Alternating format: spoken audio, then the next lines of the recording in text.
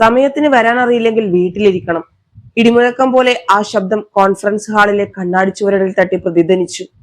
വിക്രം സിംഘാനിയ എന്ന ആ company managing ഡയറക്ടറുടെ മുഖം ദേഷ്യം കൊണ്ട് ചുവന്നു തൊടുത്തിരുന്നു. അയാളുടെ ചൂണ്ടുവിരൽ അവൾക്ക് നേരെ ഒരു തോക്കിനുകുഴൽ പോലെ നീണ്ടു നിന്നു. എന്റെ കയ്യിൽ നിന്നും ശമ്പളം വാങ്ങുമ്പോൾ ഞാൻ പറയുന്നത് അനുസരിച്ച് നിൽക്കണം. അയാളുടെ വാക്കുകൾ ഓരോന്നും മൂർച്ചയേറിയ അമ്പുകൾ പോലെയാണ് അവളുടെ നെഞ്ചിലേക്ക് തറച്ചു കയറിയത്. നഗരത്തിലെ ഏറ്റവും വലിയ കോർപ്പറേറ്റ് കമ്പനികളിൽ ഒന്നായ സെനിറ്റ് ഗ്ലോബലിന്റെ 22ാം നിലയിലെ ആഡംബരപൂർണമായ ബോർഡ് റൂം, നടുവിലായി തിളങ്ങുന്ന വലിയ മേശ, ചുറ്റുമിരിക്കുന്ന 20ഓളം സീനിയർ ഉദ്യോഗസ്ഥർ, എല്ലാവരുടെയും മുഖത്ത് ശവപ്പറമ്പിലേതിന് സമാനമായ നിശബ്ദത തളംകെട്ടി നിന്നിരുന്നു. ആരുടെയും ശ്വാസനിശ്വാസങ്ങൾ പോലും പുറത്തു കേൾക്കുന്നില്ല. സെൻട്രലൈസ്ഡ് AC-യുടെ നേരിയ മൂളൽ മാത്രം ആ വലിയ മുറിയിൽ മുഴങ്ങിക്കേട്ടു. ആ വലിയ മേശയുടെ ഒരറ്റത്ത് ഒരു കൊടും കുറ്റവാളിയെ പോലെ തലകുനിച്ചു നിൽക്കുകയാണ് അഞ്ജലി. അവളുടെ കയ്യിലെ തവിട്ട് നിറത്തിലുള്ള ലെതർ ഫയലിൽ അവളുടെ വിരലുകൾ മുറുകെ പിടിച്ചിരുന്നു. ആ ഫയൽ മാത്രമായിരുന്നു ആ നിമിഷം അവൾക്കൊരു താങ്ങായി ഉണ്ടായിരുന്നത്. അവളുടെ മുഖത്ത് അപമാനത്തിന്റെ കരിനിഴൽ വീണിരുന്നു. നരച്ചു നിറമുള്ള ഒരു കോട്ടൺ സാരിയായിരുന്നു അവളുടെ വേഷം. മഴ നനഞ്ഞത് കാരണം ആ സാരിത്തുമ്പ് അവളുടെ കാലുകളിൽ ചുറ്റിപ്പിടയുന്നുണ്ടായിരുന്നു. വെറും 10 മിനിറ്റ്, അതെ, വെറും 10 മിനിറ്റ് മാത്രമാണ് അവൾ വൈകിയത്. കഴിഞ്ഞ 3 വർഷമായി ഈ കമ്പനിയിൽ ജോലി ചെയ്യുന്ന അഞ്ജലി ഇന്ന് വരെ ഒരു ദിവസം പോലും ലേറ്റായി വന്നിട്ടില്ല. രാവിലെ കൃത്യം 8:30 സീറ്റിലെത്തുന്ന അവളാണ് പലപ്പോഴും ഈ ഓഫീസ് പോലും തുറക്കുന്നത്. ഇന്ന് രാവിലെ മുതൽ നഗരത്തിൽ പെയ്തു തുടങ്ങിയ കനത്ത മഴയും അതിനെ തുടർന്നുണ്ടായ രൂക്ഷമായ ഗതാഗത കുരുക്കുമാണ് വില്ലനായത്. അതിലുപരി അവളുടെ അമ്മയ്ക്ക് പെട്ടെന്നുണ്ടായ ശാരീരിക അസ്വസ്ഥതകൾ കാരണം അടുത്തുള്ള ക്ലിനിക്കിൽ പോകേണ്ടി വന്നതും അവിടെ നിന്നുള്ള ഓട്ടപ്പാച്ചിലുമാണ് ആ 10 മിനിറ്റ് വൈകാൻ പ്രധാന കാരണമായത്. ഈ പുതിയ പ്രൊജക്ടിന്റെ മീറ്റിംഗ് അവൾക്ക് എത്രത്തോളം പ്രധാനപ്പെട്ടതാണെന്ന് അറിയാവുന്നത് കൊണ്ട് മഴയത്ത് വാഹനങ്ങളൊന്നും കിട്ടാതെ വന്നപ്പോൾ അവസാനത്തെ 1 കിലോമീറ്റർ അവൾ കുട പോലും ഇല്ലാതെ നടന്നു ഓടിയുമാണ് എത്തിയത്. ശ്വാസം കിതച്ചുകൊണ്ട് കോൺഫറൻസ് ഹാളിലേക്ക് കടന്നു വരുമ്പോൾ താൻ തയ്യാറാക്കിയ റിപ്പോർട്ടുകൾ വിക്രമിനെ കാണിക്കാമെന്നും വൈകിയതിന് ക്ഷമ ചോദിക്കാമെന്നും അവൾ കരുതിയിരുന്നു. പക്ഷെ വിക്രമിന് അതൊന്നും അറിയേണ്ടായിരുന്നു. അയാൾക്ക് വേണ്ടത് കൃത്യനിഷ്ഠത മാത്രമാണ്. മനുഷ്യത്വമോ ജീവനക്കാരുടെ വ്യക്തിപരമായ ബുദ്ധിമുട്ടുകളോ അയാളുടെ ഡിക്ഷണറിയിൽ ഇല്ലാത്ത വാക്കുകളാണ്. നിങ്ങളെപ്പോലെയുള്ളവർ ഈ കമ്പനിക്ക് തന്നെ ഒരു ബാധ്യതയാണ് അഞ്ജലി. പ്രൊഫഷണലിസം എന്താണെന്ന് ആദ്യം പഠിക്കണം. സമയത്തിന് വില കൽപ്പിക്കാത്ത ഒരാളിൽ നിന്ന് ഈ കമ്പനിക്ക് എന്താണ് പ്രതീക്ഷിക്കാൻ കഴിയുക? വിക്രം വീണ്ടും ഗർജിച്ചു. അയാൾ ആ വലിയ മേശയ്ക്ക് ചുറ്റും നടക്കാൻ തുടങ്ങി. അയാളുടെ ഷൂസിന്റെ ശബ്ദം ആ നിശബ്ദതയിൽ അരോചകമായി മുഴങ്ങി. അയാളുടെ ഓരോ വാക്കുകളും അവരുടെ ആത്മാഭിമാനത്തെയാണ് വെട്ടിനുറുക്കിക്കൊണ്ടിരുന്നത്. കൂടെ ജോലി ചെയ്യുന്ന സീനിയർ മാനേജർ രമ്യയുടെയും ഡെവലപ്പർ രാഹുലിന്റെയും മുഖത്ത് അവൾ ഒളികണ്ണാൽ നോക്കി. അവരും തലകുനിച്ചിരിക്കുകയാണ്. ചിലരുടെ ചുണ്ടുകളിൽ ഒരു പരിഹാസ ചിരി ഒളിഞ്ഞിരിപ്പുണ്ടായിരുന്നു. പ്രത്യേകിച്ച് അഞ്ജലിയുടെ വളർച്ചയിൽ അസൂയയുള്ള ചിലരുടെ മുഖത്ത്. ആർക്കും വിക്രമിനെതിരെ ഒരു അക്ഷരം സംസാരിക്കാൻ ധൈര്യമില്ല. അയാൾ ഈ കമ്പനിയുടെ രാജാവാണ്. അയാളുടെ വാക്കുകളാണ് ഇവിടെ നിയമം. അപമാനം കൊണ്ട് അഞ്ജലിയുടെ കണ്ണുകൾ നിറഞ്ഞു തുളുമ്പി. കണ്ണുനീർ തുള്ളികൾ അവളുടെ കവളിലൂടെ താഴേക്ക് പതിക്കാതിരിക്കാൻ അവൾ പല്ലുകൾ മുറുക്കെ കടിച്ച് സഹിച്ചു നിന്നു. കോൺഫറൻസ് റൂമിലെ തണുപ്പിലും അവൾ വിയർക്കുന്നുണ്ടായിരുന്നു. ഒരു പെൺകുട്ടി എന്ന നിലയിൽ മാത്രമല്ല, രാപ്പകലില്ലാതെ ഈ കമ്പനിക്ക് വേണ്ടി കഷ്ടപ്പെടുന്ന, കമ്പനിയുടെ നന്മയ്ക്കായി ആത്മാർത്ഥതക്കായി പ്രവർത്തിക്കുന്ന ഒരു മികച്ച ജീവനക്കാരിയായിരുന്നു അഞ്ജലി. അതുകൊണ്ട് തന്നെ എല്ലാവരുടെയും മുമ്പിൽ വെച്ച് അപമാനിക്കപ്പെടുന്നത് അവൾക്ക് സഹിക്കാൻ പറ്റുമായിരുന്നില്ല. പെട്ടെന്ന് അവളുടെ മനസ്സിലേക്ക് കടന്നു വന്നത് അവളുടെ അച്ഛന്റെ മുഖമാണ്. ഒരു റിട്ടയർഡ് പ്രൈമറി സ്കൂൾ അധ്യാപകനായ അദ്ദേഹം എപ്പോഴും പറയുമായിരുന്നു, മോളെ, എന്ത് സംഭവിച്ചാലും നമ്മുടെ ആത്മാഭിമാനം ആരുടെ മുന്നിലും അടിയറവ് വെക്കരുത്. പട്ടിണി കിടന്നാലും തലയുയർത്തി ജീവിക്കണം.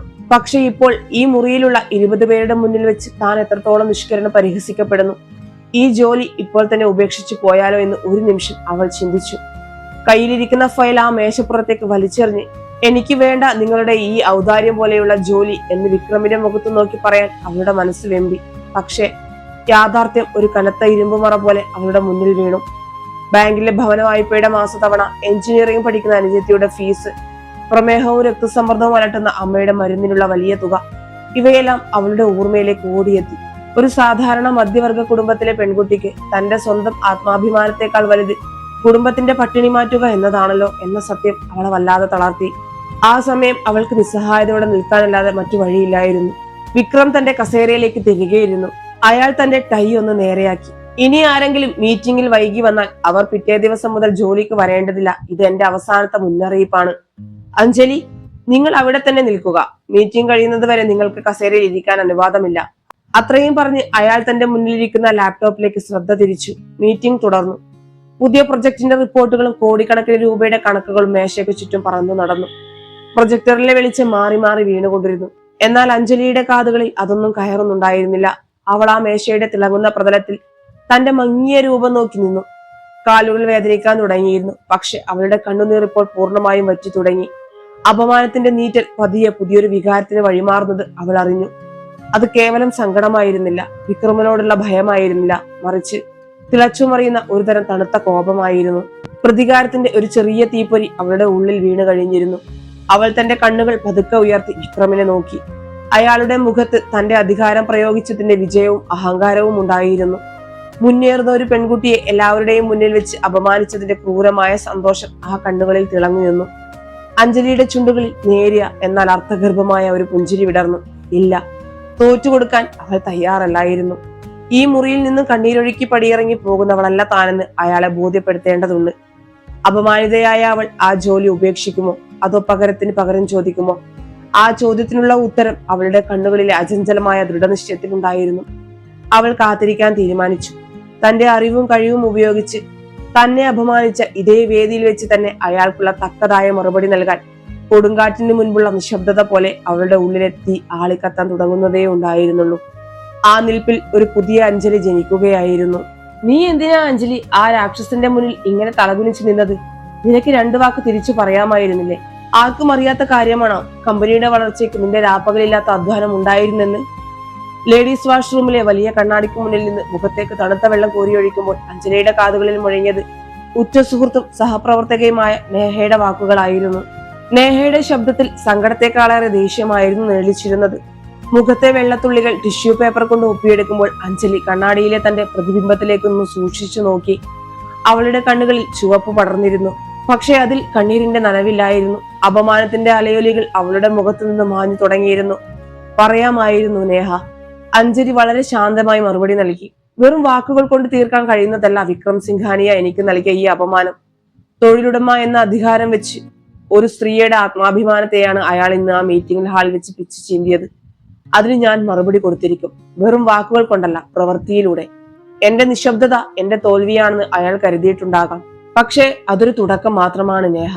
അഞ്ജലിയുടെ ആ മറുപടിയിൽ പതിവില്ലാത്തൊരു വന്യതയുണ്ടായിരുന്നു. നേഹ ഒരല്പം അത്ഭുതത്തോടെ അവളെ നോക്കി.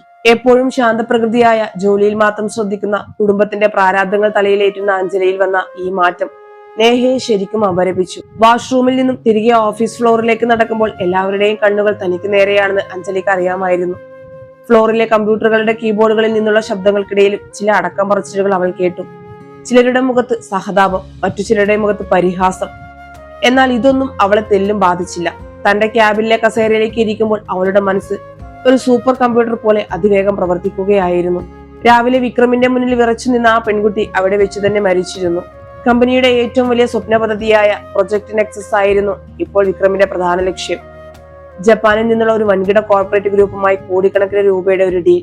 ആ പ്രൊജക്ടിന്റെ ചീഫ് ഡാറ്റ അനലിസ്റ്റ് അഞ്ജലി ആയിരുന്നു. വിക്രമിന് പോലും മനസ്സിലാകാത്ത പല സാങ്കേതിക വിവരങ്ങളും കണക്കുകളും അവളുടെ വിരൽത്തുമ്പിലാണുള്ളത്. തന്റെ കമ്പ്യൂട്ടറിൽ ലോഗിൻ ചെയ്ത് അവൾ ആ പ്രൊജക്ടിന്റെ കോൺഫിഡൻഷ്യൽ ഫയലുകൾ ഓരോന്നായി പരിശോധിക്കാൻ തുടങ്ങി. സാമാന്യത്തിൽ കവിഞ്ഞ ഒരു ശ്രദ്ധ അവൾ ഓരോ അക്കങ്ങൾക്കും നൽകി. സമയം വൈകുന്നേരം 6 മണി കഴിഞ്ഞു. ഓഫീസിലെ ജീവനക്കാർ ഓരോരുത്തരായി വീട്ടിലേക്ക് മടങ്ങി തുടങ്ങി. വലിയ ഗ്ലാസ് ജനാലകൾക്കപ്പുറം നഗരം വർണ്ണശബളമായ വിളക്കുകളാൽ അണിഞ്ഞൊരുങ്ങാൻ തുടങ്ങിയിരുന്നു. മഴ വീണ്ടും ചാറി തുടങ്ങി. റോഡുകളിലെ വാഹനങ്ങളുടെ നീണ്ട നിര ഒരു ചുവന്ന നദി പോലെ ഒഴുകുന്നു. സെൻട്രൽ എസിയുടെ നേരിയ മൂളൽ മാത്രം കേൾക്കാവുന്ന ആ വലിയ ഫ്ലോറിൽ അഞ്ജലിയും അവളുടെ ലാപ്ടോപ്പ് മാത്രം ബാക്കിയായി. അവളുടെ കണ്ണുകൾ സ്ക്രീനിലെ അക്കങ്ങളിലൂടെ അതിവേഗം സഞ്ചരിച്ചു. വിക്രം ജാപ്പനീസ് നിക്ഷേപകർക്ക് നൽകാൻ തയ്യാറാക്കിയിരുന്ന ഫൈനൽ റിപ്പോർട്ടും കമ്പനിയുടെ യഥാർത്ഥ ബാലൻസ് ഷീറ്റും തമ്മിൽ അവൾ താരതമ്യം ചെയ്തു. ആദ്യമൊന്നും അവൾക്ക് പ്രത്യേകിച്ച് പൊരുത്തക്കേടുകൾ തോന്നിയില്ല. എന്നാൽ സിസ്റ്റത്തിന്റെ ഡീപ് ആർക്കൈവുകളിൽ സൂക്ഷിച്ചിരുന്ന പഴയ ചില ഫയലുകൾ തുറന്നപ്പോൾ അവളുടെ വിരലുകൾ കീബോർഡിൽ നിശ്ചലമായി. അവളുടെ കണ്ണുകൾ വിടർന്നു. കൃത്രിമമായ കണക്കുകൾ. കമ്പനിയുടെ കഴിഞ്ഞ 3 സാമ്പത്തിക വർഷത്തെ ലാഭം യഥാർത്ഥത്തിലുള്ളതിനേക്കാൾ 400% അധികമായാണ് പ്രൊജക്ട് റിപ്പോർട്ടിൽ കാണിച്ചിരിക്കുന്നത്. യഥാർത്ഥത്തിൽ കമ്പനി വലിയൊരു സാമ്പത്തിക പ്രതിസന്ധിയിലൂടെയാണ് കടന്നു പോകുന്നത്. നിലവിലില്ലാത്ത പല വിദേശ ക്ലയന്റുകളുടെയും പേരുകൾ ചേർത്ത് കമ്പനിയുടെ മാർക്കറ്റ് വാല്യൂ കൃത്രിമമായി ഉയർത്തിയിരിക്കുന്നു. ഷെൽ കമ്പനികളുടെ പേരിൽ വലിയ തുകകൾ വകമാറ്റിയിട്ടുണ്ട്. അഞ്ജലിയുടെ നെഞ്ചിടിപ്പ് വർദ്ധിച്ചു. വിയർപ്പുകണങ്ങൾ അവളുടെ നെറ്റിയിൽ പൊടിഞ്ഞു. ഇത് ചെറിയൊരു കോർപ്പറേറ്റ് തന്ത്രമല്ല, മറിച്ച് കോടിക്കണക്കിന് രൂപയുടെ സാമ്പത്തിക തട്ടിപ്പാണ്. വലിയൊരു ക്രിമിനൽ കുറ്റമാണ്. ഈ വിവരം നിക്ഷേപകർ അറിഞ്ഞാൽ ഡീൽ ക്യാൻസൽ ആകുമെന്ന് മാത്രമല്ല, വിക്രം സിംഘാനിയ എന്ന അഹങ്കാരിയായ മുതലാളി നേരെ ജയിലിലെത്തും. കമ്പനിയുടെ തലപ്പത്തിരിക്കുന്ന അയാൾ തന്റെ സ്വാധീനം ഉപയോഗിച്ച് ചില അഴിമതിക്കാരായ ഓഡിറ്റർമാരെ വിലക്കെടുത്ത് തയ്യാറാക്കിയതാണ് ഈ വ്യാജ റിപ്പോർട്ട്. തന്റെ കഴിവുകളെയും അധ്വാനത്തെയും അയാൾ ചൂഷണം ചെയ്യുകയായിരുന്നില്ല, മറിച്ച് തന്നെയും തന്റെ റിപ്പോർട്ടുകളെയും ഒരു പുകമറയായി ഉപയോഗിച്ച് അയാൾ വലിയൊരു സാമ്പത്തിക തിരിമറി നടത്തുകയായിരുന്നു. വിക്രം സിംഘാനിയ, നിങ്ങളുടെ അഹങ്കാരത്തിന്റെ സാമ്രാജ്യത്തിന്റെ അടിത്തറയാണ് ഇപ്പോൾ എന്റെ കൈകളിൽ ഇരിക്കുന്നത്. അഞ്ജലി സ്ക്രീനിലേക്ക് നോക്കി സ്വയം പിറുപിറുത്തു. അവളുടെ ചുണ്ടിൽ വിജയത്തിന്റെ ഒരു പുഞ്ചിരി വിടർന്നു. തന്റെ ക്യാബിന്റെ ഗ്ലാസ് ചുവരിലൂടെ അവൾ വിക്രമിന്റെ ആഡംബരപൂർണമായ ഓഫീസിലേക്ക് നോക്കി. അയാൾ അവിടെ ഇല്ലാതിരുന്നിട്ടും ആ കസേരയുടെ ധാർഷ്ട്യം അവൾക്ക് അനുഭവിക്കാൻ കഴിയുന്നുണ്ടായിരുന്നു. രാവിലെ എല്ലാവരുടെയും മുന്നിലിട്ട് തന്നെ പരിഹസിച്ചപ്പോൾ അയാൾ കരുതിയിട്ടുണ്ടാകും താൻ ഭയന്ന് ഈ ജോലി ഉപേക്ഷിച്ച് ഓടുമെന്ന്, അല്ലെങ്കിൽ എന്നും അയാളുടെ കാൽ കീഴിൽ ഒരു അടിമയെ പോലെ കിടക്കുമെന്ന്. എന്നാൽ ആ അപമാനമാണ് തനിക്ക് ഈ കമ്പനിയുടെ ഏറ്റവും വലിയ രഹസ്യം കണ്ടെത്താനുള്ള, അയാളുടെ കുഴിമാടം തോണ്ടാനുള്ള ഊർജം നൽകിയത്. അച്ഛൻ പറയാറുള്ളത് പോലെ ചില തിരിച്ചടികൾ നമ്മളെ കൂടുതൽ ശക്തരാക്കുകയാണ് ചെയ്യുന്നത്. ഈ വിവരങ്ങൾ ഉടൻ തന്നെ പുറത്തുവിടാൻ അവൾ ഉദ്ദേശിച്ചിരുന്നില്ല. വെറുമൊരു ജീവനക്കാരി പറയുന്ന കാര്യങ്ങൾ കോർപ്പറേറ്റ് ലോകം വിശ്വസിക്കണമെന്നില്ല. മാത്രമല്ല, വിക്രം തന്റെ പണവും സ്വാധീനവും ഉപയോഗിച്ച് അവൾക്കെതിരെ തന്നെ കേസ് തിരിച്ചു വിട്ടേക്കാം. തക്കതായ സമയത്തിനായി അവൾക്ക് കാത്തിരിക്കേണ്ടതുണ്ട്. പൂർണ്ണമായ തെളിവുകൾ സഹിതം അയാളെ പൂട്ടണം. ജാപ്പനീസ് നിക്ഷേപകർ വരുന്ന ദിവസം ഈ ഡീൽ ഔദ്യോഗികമായി സൈൻ ചെയ്യുന്ന ആ നിർണായക നിമിഷം, അന്ന് ഈ രേഖകൾ പുറത്തു വരണം. എല്ലാവരുടെയും മുന്നിൽ വെച്ച് തന്നെ അയാൾ തന്നെ അപമാനിച്ചതിനേക്കാൾ വലിയ രീതിയിൽ അയാൾക്ക് ഈ തട്ടിപ്പിന്റെ പേരിൽ ഉത്തരം പറയേണ്ടി വരണം. അതിനുവേണ്ടിയുള്ള കൃത്യമായ പ്ലാനുകൾ അവൾ തയ്യാറാക്കാൻ തുടങ്ങി. ആ ഡാറ്റകൾ മുഴുവൻ അവൾ കോപ്പി ചെയ്തു. ലാപ്ടോപ്പിലെ ട്രേസുകൾ മായ്ച്ചു കളഞ്ഞ ശേഷം താൻ കൊണ്ടുവന്നിരിക്കുന്ന പേഴ്സണൽ എൻക്രിപ്റ്റഡ് പെൻഡ്രൈവിലേക്ക് അവൾ ആ ഫയലുകൾ പകർത്തി. ഡിജിറ്റൽ തെളിവുകൾക്ക് പുറമെ ഏറ്റവും നിർണായകമായ ചില ഫയലുകളുടെ പ്രിന്റൌട്ടുകളും എടുത്ത് അവൾ ഭദ്രമായി തന്റെ ലെതർ ബാഗിന്റെ രഹസ്യ അറയിൽ വെച്ചു. എല്ലാം കഴിഞ്ഞപ്പോൾ സമയമേറെ വൈകിയിരുന്നു. സിസ്റ്റം ഷട്ട് ഡൗൺ ചെയ്ത് അവൾ എഴുന്നേറ്റു. തന്റെ മേശപ്പുറത്തിരുന്ന അച്ഛന്റെയും അമ്മയുടെയും അനുജത്തിയുടെയും കൂടെയുള്ള ആ ഫോട്ടോയിലേക്ക് അവൾ നോക്കി. അവർക്ക് വേണ്ടിയായിരുന്നു താൻ ഇന്ന് വരെ സകല അപമാനങ്ങളും സഹിച്ച് ഇവിടെ ജോലി ചെയ്തത്. എന്നാൽ ഇനി അങ്ങനെയല്ല. തന്റെ പോരാട്ടം അപമാനിച്ച ഒരു പെൺകുട്ടിയുടെ ഉള്ളിലെ അഗ്നി ജ്വലിക്കുകയായിരുന്നു. രാവിലെ മഴ നനഞ്ഞു കുതിർന്ന് ഭയത്തോടെയും അപകർഷതാബോധത്തോടെയും ഈ ഓഫീസിലേക്ക് കയറി വന്ന ആ അഞ്ജലി ആയിരുന്നില്ല ഇപ്പോൾ അവിടെ നിൽക്കുന്നത്. അവളുടെ ചുവടുകൾക്ക് വലിയ ഉറപ്പുണ്ടായിരുന്നു. തട്ടല് നിവർത്തി തലയുയർത്തി അവൾ ആ നീണ്ട കോറിഡോറിലൂടെ ലിഫ്റ്റിനടുത്തേക്ക് നടന്നു. പുറത്ത് മഴ വീണ്ടും അതിശക്തമായി പെയ്യുന്നുണ്ടായിരുന്നു. ഇടിമിന്നലുകൾ നഗരത്തെ പ്രകാശിപ്പിച്ചു. എന്നാൽ ഇത്തവണയും ആ മഴയെയും ഇരുട്ടിനെയും നേരിടാൻ അവൾ തയ്യാറായിരുന്നു. നാളത്തെ ദിവസം വിക്രമിനെ സംബന്ധിച്ചിടത്തോളം അയാളുടെ തകർച്ചയുടെ തുടക്കമായിരിക്കും. ഇരുളടഞ്ഞ ആ ഓഫീസ് കെട്ടിടത്തിൽ നിന്നും പുറത്തേക്ക് ഇറങ്ങുമ്പോൾ ഒരു വേട്ടക്കാരിയുടെ കരുത്തോടെ പുതിയൊരു യുദ്ധത്തിനുള്ള കാഹളം അവളുടെ മനസ്സിൽ മുഴങ്ങുന്നുണ്ടായിരുന്നു. അഞ്ജലി, ജാപ്പനീസ് ടീം നാളെ രാവിലെ എത്തും. ആ പ്രസന്റേഷൻ ഫയലുകളെല്ലാം പെർഫെക്റ്റ് ആയിരിക്കണം. ചെറിയൊരു പിഴവ് പോലും ഞാൻ പൊറുക്കില്ല, മനസ്സിലായാലോ? കോടിക്കണക്കിന് രൂപയുടെ ഡീലാണ്. വിക്രമിന്റെ ശബ്ദത്തിൽ പതിവ് ധാർഷ്ട്യം നിറഞ്ഞു നിന്നിരുന്നു. ഒപ്പം നേരിയൊരു ഉത്കണ്ഠയും. യെസ് സാർ, എല്ലാം തയ്യാറാണ്. ഒരു അക്ഷരത്തെറ്റ് പോലും ഉണ്ടാകില്ല. യാതൊരു ഭാവഭേദവുമില്ലാതെ അഞ്ജലി മറുപടി നൽകി. അവൾ തലകുനിച്ചു തന്നെയാണ് ആ വാക്കുകൾ പറഞ്ഞത്. വിക്രം കരുതിയത് തന്റെ ശാസന അവളുടെ അഹങ്കാരത്തെ പൂർണ്ണമായും ഇല്ലാതാക്കി എന്നാണ്. തന്റെ കാൽക്കീഴിൽ ഒതുങ്ങിക്കൂടുന്ന ഒരു സാധാരണ ജീവനക്കാരി മാത്രമാണ് അവളെന്ന് അയാൾ ഒരിക്കൽ കൂടി ഊട്ടിയുറപ്പിച്ചു. എന്നാൽ ആ തലകുനിക്കലിന് പിന്നിലെ അവളുടെ കണ്ണുകളിൽ ഒരു അഗ്നിപർവ്വതം പുകയുന്നുണ്ടായിരുന്നെന്ന് അയാൾ അറിഞ്ഞില്ല. കൊടുങ്കാറ്റിന് മുൻപുള്ള ഭയാനകമായ നിശബ്ദതയായിരുന്നു അത്. കഴിഞ്ഞ ഒരാഴ്ചയായി കമ്പനിയിൽ രാപ്പകൽ ഭേദമില്ലാതെ ജോലിയായിരുന്നു. സെനീത് ഗ്ലോബലിന്റെ ചരിത്രത്തിലെ തന്നെ ഏറ്റവും വലിയ ഡീൽ, 500 കോടിയുടെ ജാപ്പനീസ് ഇൻവെസ്റ്റ്മെന്റ്. ഈ ഒരു പ്രൊജക്ട് പാസ്സായാൽ വിക്രം സിംഘാനിയ രാജ്യത്തെ തന്നെ ഏറ്റവും പ്രഗത്ഭരായ യുവ ബിസിനസ്സുകാരുടെ പട്ടികയിലേക്ക് ഉയരും. അതിനുവേണ്ടിയുള്ള പരക്കമ്പാച്ചിലായിരുന്നു കമ്പനി മുഴുവൻ. ഓഫീസിലെ ഇടനാഴികളിലെല്ലാം വിദേശ അതിഥികളെ സ്വാഗതം ചെയ്യാനുള്ള ഒരുക്കങ്ങൾ തകൃതിയായി നടക്കുന്നു. ഇതിനിടയിൽ ആരും അഞ്ജലിയുടെ നീക്കങ്ങൾ ശ്രദ്ധിച്ചിരുന്നില്ല. തന്റെ ക്യാബിലിരുന്ന് അവൾ വളരെ സമർത്ഥമായി തന്റെ വല നെയ്യുകയായിരുന്നു. അഞ്ജലി തന്റെ സിസ്റ്റത്തിൽ 2 തരം പ്രസന്റേഷനുകൾ തയ്യാറാക്കിയിരുന്നു. ഒന്ന് വിക്രം കാണാൻ ആഗ്രഹിക്കുന്ന വർണ്ണാഭമായ നുണകൾ നിറഞ്ഞ വ്യാജ റിപ്പോർട്ട്, കമ്പനിയുടെ കഴിഞ്ഞ 3 വർഷത്തെ ലാഭം വാനോളം ഉയർത്തി കാണിക്കുന്ന ഇല്ലാത്ത ക്ലയന്റുകളുടെ വിവരങ്ങൾ ഉൾക്കൊള്ളുന്ന ഫയലുകൾ. രണ്ടാമത്തേത് നഗ്നമായ സത്യങ്ങൾ അടങ്ങുന്ന റിപ്പോർട്ട്, കമ്പനിയുടെ യഥാർത്ഥ സാമ്പത്തിക തകർച്ചയും വിക്രം തന്റെ സ്വാധീനം ഉപയോഗിച്ച് നടത്തിയ ഷെൽ കമ്പനി ഇടപാടുകളും വ്യാജ ഓഡിറ്റ് റിപ്പോർട്ടുകളും അക്കമിട്ട് നിരത്തുന്ന വ്യക്തമായ തെളിവുകൾ. 2 റിപ്പോർട്ടുകളും ഒരേ ഫോൾഡറിലായിരുന്നു അവൾ സേവ് ചെയ്തത്. ഒരു പ്രത്യേക കീബോർഡ് ഷോർട്ട്കട്ട് അമർത്തിയാൽ സ്ലൈഡുകൾ തമ്മിൽ മാറുന്ന രീതിയിലാണ് അവൾ ആ പ്രസന്റേഷൻ പ്രോഗ്രാം ചെയ്തിരിക്കുന്നത്. അതിനുവേണ്ടിയുള്ള കോഡിംഗ് അവൾ വളരെ സൂക്ഷ്മതയോടെയാണ് ചെയ്തത്. IT ഡിപ്പാർട്ട്മെന്റിന് പോലും കണ്ടുപിടിക്കാൻ കഴിയാത്തത്ര വിദഗ്ധമായി. അവളുടെ വിരലുകൾ ആ കീകളിൽ സ്പർശിക്കാൻ വെമ്പൽ കൊള്ളുകയായിരുന്നു. അന്ന് രാവിലെ ആകാശം വളരെ തെളിഞ്ഞിരുന്നു. കഴിഞ്ഞ ദിവസങ്ങളിലെ ഇരുണ്ട അന്തരീക്ഷം മാറി സൂര്യൻ പ്രകാശം പരത്തി. ഇത് തന്റെ ജീവിതത്തിലെ പുതിയൊരു അധ്യായത്തിന്റെ തുടക്കമാണെന്ന് അഞ്ജലിക്കും തോന്നി. ഇളം നീല നിറത്തിലുള്ള പ്രൊഫഷണലായി തോന്നുന്ന ഒരു സാരിയാണ് അവൾ അന്ന് ധരിച്ചിരുന്നത്. മുടി ഭംഗിയായി കെട്ടിവെച്ചിരുന്നു. മുഖത്ത് അസാമാന്യമായ ഒരു ശാന്തത നിഴലിച്ചു നിന്നു. കൃത്യം 10 മണിക്ക് മിസ്റ്റർ ഹിരോഷി തനഗയുടെ നേതൃത്വത്തിലുള്ള 6 അംഗ ജാപ്പനീസ് സംഘം സെനീത്ത് ഗ്ലോബലിന്റെ പോർച്ചിലേക്ക് വന്നിറങ്ങി. വില കൂടിയ ഇറ്റാലിയൻ സ്യൂട്ട് ധരിച്ച വിക്രം മുഖത്ത് ഒരു വലിയ പുഞ്ചിരിയോടെ അവരെ സ്വീകരിച്ചു. പരമ്പരാഗതമായ രീതിയിൽ പൂച്ചെണ്ടുകൾ നൽകിയായിരുന്നു സ്വീകരണം. മിസ്റ്റർ തനക വളരെ ഗൗരവക്കാരനായ ഒരു ബിസിനസ്സുകാരനാണ്. അദ്ദേഹത്തിന്റെ കണ്ണുകൾ ചുറ്റുപാടും നിരീക്ഷിക്കുന്നുണ്ടായിരുന്നു. ഇതെല്ലാം ദൂരെ നിന്ന് വീക്ഷിക്കുമ്പോൾ അഞ്ജലിയുടെ ചുണ്ടിൽ ഒരു പരിഹാസ ചിരി വിടർന്നു. ആസ്വദിച്ചോളൂ വിക്രം, ഈ പുഞ്ചിരിക്ക് ഇനി കുറച്ച് മിനിറ്റുകളുടെ ആയുസ് മാത്രമേയുള്ളൂ, അവൾ മനസ്സിൽ പറഞ്ഞു. വീണ്ടും അതേ ബോർഡ് റൂം, ആ വലിയ മേശ, കുറച്ചു ദിവസങ്ങൾക്ക് മുമ്പ് അപമാനഭാരത്താൽ കണ്ണീരോടെ താൻ തലകുനിച്ചു നിന്ന അതേ സ്ഥലം. എന്നാൽ ഇന്ന് അവൾക്ക് ഇരിക്കാൻ അവിടെ ഒരു കസേരയുണ്ടായിരുന്നു. പ്രൊജക്ടിന്റെ ചീഫ് ഡാറ്റ അനലിസ്റ്റ് എന്ന നിലയിൽ പ്രസന്റേഷൻ അവതരിപ്പിക്കേണ്ടത് അവളാണ്. അവളുടെ ലാപ്ടോപ്പ് അതിനോടകം തന്നെ ബോർഡ് റൂമിലെ വലിയ ഡിജിറ്റൽ സ്ക്രീനുമായി കണക്ട് ചെയ്യപ്പെട്ടിരുന്നു. മുറിയിലെ അന്തരീക്ഷം അന്ന് തികച്ചും വ്യത്യസ്തമായിരുന്നു. അന്ന് അവിടെ ഭയത്തിന്റെ നിശബ്ദത ആയിരുന്നെങ്കിൽ ഇന്ന് അവിടെ കോടിക്കണക്കിന് രൂപയുടെ സ്വപ്നങ്ങളുടെ തിളക്കമായിരുന്നു. മിസ്റ്റർ തനകയും സംഘവും വിക്രമിന് അഭിമുഖമായിരുന്നു. കമ്പനിയിലെ മറ്റ് സീനിയർ മാനേജർമാരും അവിടെ ഉണ്ടായിരുന്നു. വിക്രമിന്റെ മുഖത്ത് വല്ലാത്തൊരു ആത്മവിശ്വാസം പ്രകടമായിരുന്നു. സ്വന്തം ബുദ്ധിയിൽ അയാൾക്ക് അത്രത്തോളം വിശ്വാസം ഉണ്ടായിരുന്നു. താൻ ചമച്ച വ്യാജരേഖകൾ ആർക്കും കണ്ടുപിടിക്കാൻ കഴിയില്ലെന്ന അഹങ്കാരം. ജാപ്പനീസ് സംഘത്തിന് നൽകാനായി അച്ചടിച്ച റിപ്പോർട്ടുകളുടെ കോപ്പികൾ വിക്രം മേശപ്പുറത്ത് വെച്ചിരുന്നു. ലേഡീസ് ആൻഡ് ജെന്റിൽമാൻ, സെനീത്ത് ഗ്ലോബലിന്റെ ഭാവിയിലേക്കുള്ള ഏറ്റവും വലിയ ചുവടുവയ്പിലേക്കാണ് നാം കടക്കുന്നത്. മിസ്റ്റർ തനക, ഈ കമ്പനിയുടെ കഴിഞ്ഞ 3 വർഷത്തെ സാമ്പത്തിക വളർച്ചയും നിങ്ങളുടെ നിക്ഷേപം എത്രത്തോളം സുരക്ഷിതമാണെന്നും ഞങ്ങളുടെ ചീഫ് അനലിസ്റ്റ് മിസ് അഞ്ജലി ഇപ്പോൾ സ്ക്രീനിൽ വിശദീകരിക്കും, വിക്രം ഇംഗ്ലീഷിൽ ഗാംഭീര്യത്തോടെ പറഞ്ഞു. ശേഷം അയാൾ അഞ്ജലിക്ക് നേരെ തിരിഞ്ഞ് ഒരു നോട്ടം എറിഞ്ഞു. തുടങ്ങിക്കോളൂ എന്നായിരുന്നു ആ നോട്ടത്തിന്റെ അർത്ഥം. ആ നോട്ടത്തിൽ അധികാരത്തിന്റെ ഗർവ് വ്യക്തമായിരുന്നു. അഞ്ജലി പതുക്കെ തന്റെ സീറ്റിൽ നിന്നും എഴുന്നേറ്റു. കയ്യിലെ ഡിജിറ്റൽ പോയിന്റർ അവൾ മുറുകെ പിടിച്ചു. അവളുടെ കൈകൾ തെല്ലും വിറയ്ക്കുന്നുണ്ടായിരുന്നില്ല. ഹാളിലെ ലൈറ്റുകൾ മങ്ങി. എല്ലാവരുടെയും ശ്രദ്ധ ആ വലിയ സ്ക്രീനിലേക്കായി.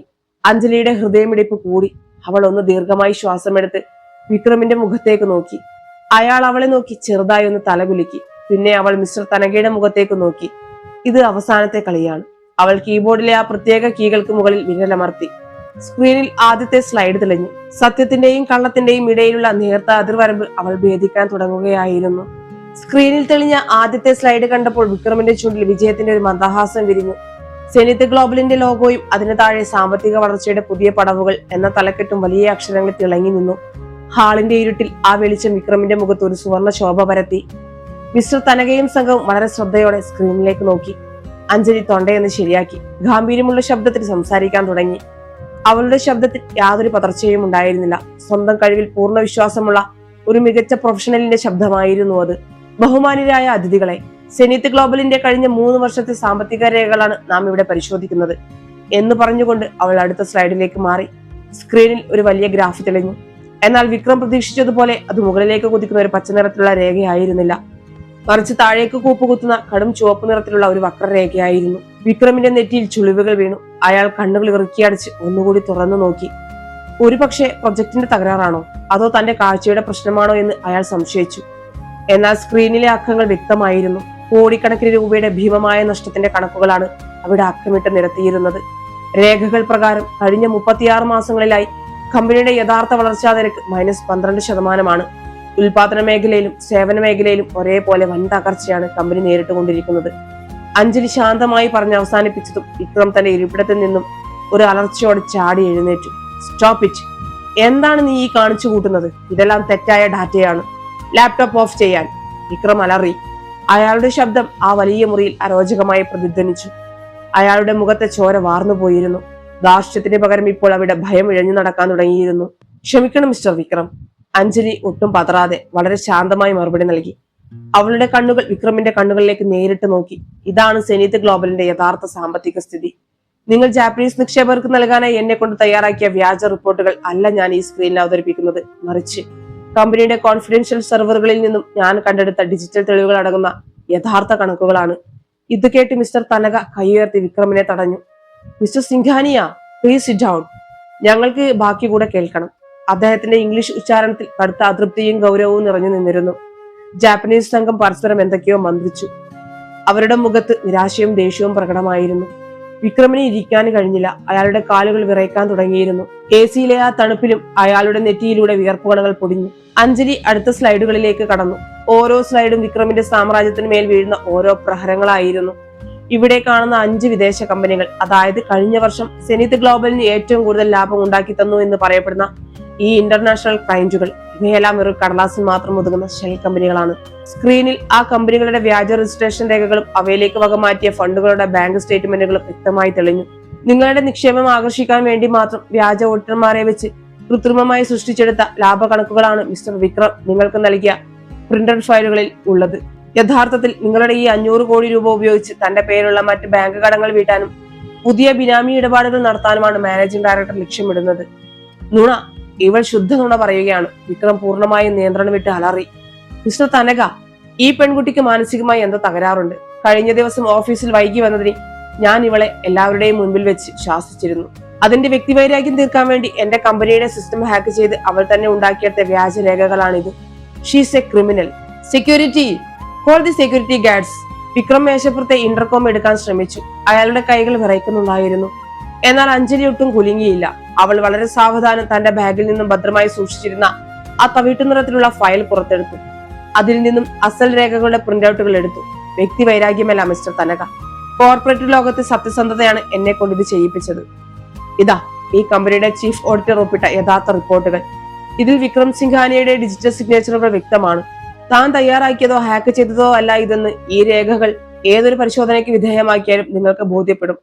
അവൾ ആ രേഖകൾ മേശയിലൂടെ മിസ്റ്റർ തനകയുടെ മുന്നിലേക്ക് നീക്കിവെച്ചു. മിസ്റ്റർ തനക തന്റെ കണ്ണട വെച്ച് ആ രേഖകളിലൂടെ സൂക്ഷ്മമായി കണ്ണോടിച്ചു. ഓരോ നിമിഷം കഴിയുന്തോറും അദ്ദേഹത്തിന്റെ മുഖത്തെ മാംസപേശികൾ വലിഞ്ഞു മുറുകുന്നത് വിക്രം ഭീതിയോടെ നോക്കി നിന്നു. ബോർഡ് റൂമിലെ മറ്റു ഉദ്യോഗസ്ഥർ ശ്വാസം അടക്കി പിടിച്ചിരിക്കുകയായിരുന്നു.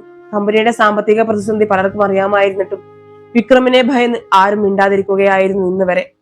എന്നാൽ ഒരു സാധാരണ പെൺകുട്ടി ഒറ്റയ്ക്ക് ആ സാമ്രാജ്യത്തെയും വിക്രമിന്റെ അഹങ്കാരത്തെയും വെല്ലുവിളിക്കുന്നത് അവർ അവിശ്വസനീയതയോടെ നോക്കിക്കണ്ടു. ചിലരുടെ കണ്ണുകളിൽ അവളോടുള്ള ബഹുമാനം നിറയുന്നുണ്ടായിരുന്നു.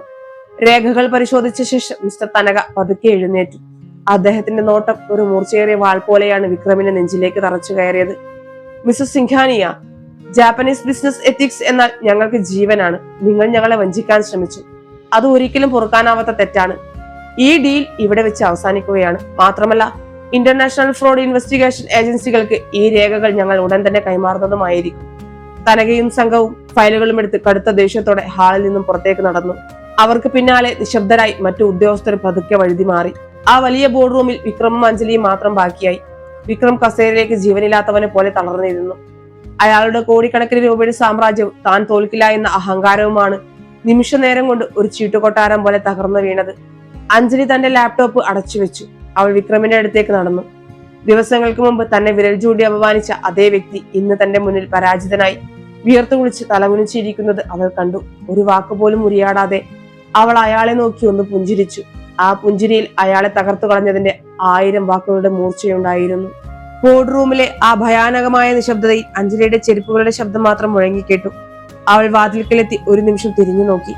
മണിക്കൂറുകൾക്ക് മുൻപ് അഹങ്കാരത്തോടെ സർവാധികാരിയായി നിന്നിരുന്ന വിക്രം സിംഘാനിയ ഇപ്പോൾ ആ വലിയ മേശയ്ക്ക് മുന്നിൽ തകർന്നു തരിപ്പണമായി ഇരിക്കുന്നു. അയാളുടെ മുഖത്തെ ചോര പൂർണ്ണമായും വാർന്നുപോയിരുന്നു. അധികാരത്തിന്റെയും പണത്തിന്റെയും മുകളിൽ കെട്ടിപ്പടുത്ത അയാളുടെ സാമ്രാജ്യം ഒരു പെൺകുട്ടിയുടെ നിശ്ചയദാർഢ്യത്തിന് മുന്നിൽ ചീട്ടുകൊട്ടാരം പോലെ തകർന്നടിഞ്ഞതിന്റെ നടുക്കം ആ മുഖത്തുണ്ടായിരുന്നു. അഞ്ജലിയുടെ ചുണ്ടിൽ നേരിയൊരു പുഞ്ചിരി വിടർന്നു. അത് പ്രതികാരത്തിന്റെ വിജയമായിരുന്നില്ല, മറിച്ച് സ്വന്തം ആത്മാഭിമാനം തിരിച്ചുപിടിച്ചതിന്റെ ആശ്വാസമായിരുന്നു.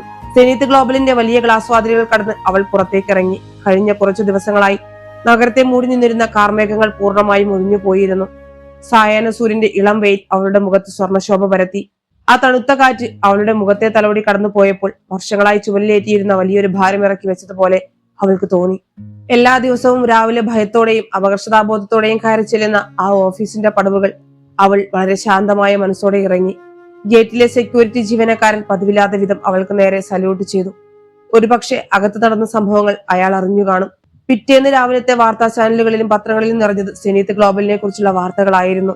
പ്രമുഖ കോർപ്പറേറ്റ് കമ്പനിയായ സെനീത് ഗ്ലോബലിൽ വൻ സാമ്പത്തിക തട്ടിപ്പ്. MD വിക്രം സിംഘാനിയെ അറസ്റ്റിൽ. ജാപ്പനീസ് സംഘം നൽകിയ പരാതിയുടെ അടിസ്ഥാനത്തിൽ രാത്രി തന്നെ സാമ്പത്തിക കുറ്റകൃത്യങ്ങൾ അന്വേഷിക്കുന്ന ഏജൻസികൾ കമ്പനിയിൽ റെയ്ഡ് നടത്തിയിരുന്നു. അഞ്ജലി നൽകിയ വ്യക്തമായ ഡിജിറ്റൽ തെളിവുകൾ ഉള്ളതുകൊണ്ട് വിക്രമിന് പിടിച്ചു നിൽക്കാൻ കഴിഞ്ഞില്ല. ഷെൽ കമ്പനികളുടെ വിവരങ്ങളും വ്യാജ ഓഡിറ്റ് റിപ്പോർട്ടുകളും പോലീസിന് ലഭിച്ചു. കമ്പനിയുടെ ബോർഡ് ഓഫ് ഡയറക്ടേഴ്സ് അടിയന്തര യോഗം ചേർന്ന് വിക്രമിനെ സ്ഥാനത്തു നിന്ന് നീക്കം ചെയ്തു. തന്റെ അഹങ്കാരവും തൊഴിലാളികളോടുള്ള ക്രൂരമായ പെരുമാറ്റവും അയാളെ എത്തിച്ചത് ഇരുമ്പഴിക്കുള്ളിലേക്കാണ്. സത്യത്തിന്റെ ഒരു ചെറിയ തീപ്പൊരി മതി കള്ളങ്ങളുടെ എത്ര വലിയ കോട്ടയം ചുട്ടരിക്കാൻ എന്ന് ആ സംഭവം നഗരത്തെ പഠിപ്പിച്ചു. രാവിലെ ചായ കുടിച്ച് പത്രവാർത്ത വായിക്കുമ്പോൾ അഞ്ജലിയുടെ അച്ഛന്റെ കണ്ണുകൾ നിറഞ്ഞിരുന്നു. അദ്ദേഹം അവളുടെ അടുത്തേക്ക് വന്ന് അവളുടെ തലയിൽ സ്നേഹത്തോടെ തലോടി.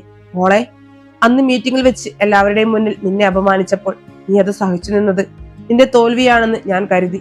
പക്ഷേ നീ ചെയ്തത് അതിലും വലിയൊരു കാര്യമാണ്.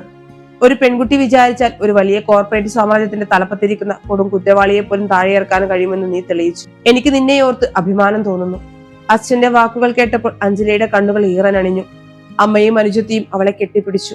തന്റെ കുടുംബത്തിന്റെ പട്ടിണി മാറ്റാൻ വേണ്ടി ഏത് അപമാനവും സഹിക്കാൻ തയ്യാറായിരുന്ന അവൾക്ക് ഇപ്പോൾ അതേ കുടുംബത്തിന്റെ മുന്നിൽ തലയുയർത്തി നിൽക്കാൻ കഴിഞ്ഞു. 2 ദിവസങ്ങൾക്ക് ശേഷം അഞ്ജലിക്ക് അപ്രതീക്ഷിതമായ ഒരു ഫോൺ കോൾ വന്നു. അത് മിസ്റ്റർ ഹിരോഷി തനഗയുടെ ഓഫീസിൽ നിന്നായിരുന്നു. അവർ അവളെ നഗരത്തിലെ ഒരു 5 സ്റ്റാർ ഹോട്ടലിലേക്ക് കൂടിക്കാഴ്ചയ്ക്കായി ക്ഷണിച്ചു. അവിടെ എത്തിയ അഞ്ജലിയെ മിസ്റ്റർ തനക വളരെ ബഹുമാനത്തോടെയാണ് സ്വീകരിച്ചത്. മിസ് അഞ്ജലി, അദ്ദേഹം ഗൗരവത്തോടെ പറഞ്ഞു തുടങ്ങി, അന്ന് ആ ബോർഡ് റൂമിൽ വെച്ച് നിങ്ങളെടുത്ത ധീരമായ തീരുമാനമില്ലായിരുന്നെങ്കിൽ ഞങ്ങളുടെ 500 കോടി രൂപ ഒരു തട്ടിപ്പുകാരന്റെ കയ്യിൽ അകപ്പെടുമായിരുന്നു. സ്വന്തം ജോലി നഷ്ടപ്പെടുമെന്ന് അറിഞ്ഞിട്ടും ഇത്രയും വലിയൊരു കോർപ്പറേറ്റ് മുതലാളിക്കെതിരെ സത്യം വിളിച്ചു പറയാൻ നിങ്ങൾ കാണിച്ച ആർജവം എന്നെ അത്ഭുതപ്പെടുത്തി. ജാപ്പനീസ് ബിസിനസ് സംസ്കാരത്തിൽ ഞങ്ങൾ ഏറ്റവും കൂടുതൽ വില കൽപ്പിക്കുന്നത് ലോയൽറ്റിക്കും സത്യസന്ധതയ്ക്കുമാണ്. പ്രതിഭയുള്ളവർ ഒരുപാടുണ്ട്, പക്ഷേ ധാർമ്മികതയുള്ളവർ വളരെ കുറവാണ്. അദ്ദേഹം ഒരു ഫയൽ അവളുടെ നേരെ നീക്കി. ഞങ്ങളുടെ കമ്പനി ഇന്ത്യയിൽ പുതിയൊരു ബ്രാഞ്ച് തുടങ്ങാൻ പോവുകയാണ്. അതിന്റെ ചീഫ് ഓപ്പറേറ്റിംഗ് ഓഫീസറായി നിങ്ങളെ നിയമിക്കാൻ ഞങ്ങൾ ആഗ്രഹിക്കുന്നു. നിങ്ങളുടെ ശമ്പളം വിക്രം സിംഗാനിയ നൽകിയിരുന്നതിന്റെ 4 ഇരട്ടിയായിരിക്കും. നിങ്ങൾക്ക് താല്പര്യമുണ്ടെങ്കിൽ ഈ ഓഫർ ലെറ്ററിൽ ഒപ്പുവെക്കാം. അഞ്ജലിക്ക് തന്റെ കാതുകളെ വിശ്വസിക്കാൻ കഴിഞ്ഞില്ല. തന്റെ ജീവിതം അവിടെ അവസാനിച്ചുവെന്ന് കരുതിയ നിമിഷത്തിൽ നിന്നാണ് പുതിയൊരു വലിയ ലോകം അവൾക്ക് മുന്നിൽ തുറക്കപ്പെട്ടിരിക്കുന്നത്. വെറും ഒരു ഡാറ്റ അനലിസ്റ്റിൽ നിന്നും ഒരു അന്താരാഷ്ട്ര കമ്പനിയുടെ ഉയർന്ന പദവിയിലേക്ക്. അവൾ നിറഞ്ഞ പുഞ്ചിരിയോടെ ആ ഓഫർ ലെറ്റർ വാങ്ങി. ഒരു പുതിയ യാത്രയുടെ തുടക്കം. പുതിയ കമ്പനിയിലെ ആദ്യത്തെ ദിവസം. അഞ്ജലി തന്റെ ആഡംബരപൂർണമായ ക്യാബിനിലേക്ക് നടന്നു കയറി. അവിടെയുള്ള ജീവനക്കാർ അവളെ വളരെ ബഹുമാനത്തോടെ നോക്കി നിന്നു. അവളുടെ നടത്തത്തിൽ അപകർഷതാബോധത്തിന് നിഴൽ പോലും ഉണ്ടായിരുന്നില്ല. അത് ആത്മവിശ്വാസത്തിന്റെ കരുത്തുറ്റ ചുവടുകളായിരുന്നു. തന്റെ വലിയ ഗ്ലാസ് വിൻഡോയിലൂടെ അവൾ പുറത്തെ വിശാലമായ നഗരത്തിലേക്ക് നോക്കി. ദൂരെയുടെയോ സെനീത്ത് ഗ്ലോബലിന്റെ കെട്ടിടം മങ്ങി നിൽക്കുന്നത് അവൾ കണ്ടു. ഒരു പക്ഷേ വിക്രം സിംഗാനിയ അന്ന് 10 മിനിറ്റ് വൈകിയതിന് അവളെ അപമാനിച്ചില്ലായിരുന്നെങ്കിൽ അവൾ ഇന്നും അയാളുടെ കള്ളക്കടക്കുകൾ തിരുത്തിക്കൊണ്ട് സ്വന്തം കഴിവ് തിരിച്ചറിയാതെ ആ ഇരുണ്ട മുറിയിൽ ഒരു മെഷീൻ പോലെ ജോലി ചെയ്യേണ്ടി വന്നേനെ. ജീവിതത്തിൽ നമ്മൾ നേരിടുന്ന ഏറ്റവും വലിയ അപമാനങ്ങളും വീഴ്ചകളുമാണ് പലപ്പോഴും നമ്മുടെ ഏറ്റവും വലിയ വിജയത്തിലേക്കുള്ള ചവിട്ടുപടികളാകുന്നത്. മഴ മാറിയ തെളിഞ്ഞ ആകാശത്തേക്ക് നോക്കി അഞ്ജലി ദീർഘമായി നിശ്വസിച്ചു. ഇത് അവളുടെ പുതിയ ജീവിതമാണ്. അവളുടെ സ്വന്തം കരുത്തിൽ അവൾ വെട്ടിപ്പിടിച്ച ജീവിതം. അവിടെ ആർക്കും അവളെ അപമാനിക്കാൻ കഴിയില്ല. കാരണം അവിടെ അവൾ ആരുടെയും മുന്നിൽ തലകുനിക്കാൻ തയ്യാറല്ലായിരുന്നു. സത്യത്തിന്റെയും ആത്മാഭിമാനത്തിന്റെയും തിളക്കവുമായി അവൾ തന്റെ പുതിയ കസേരയിലേക്ക് ഇരുന്നു. ഒരു പുതിയ അധ്യായത്തിന്റെ തുടക്കം.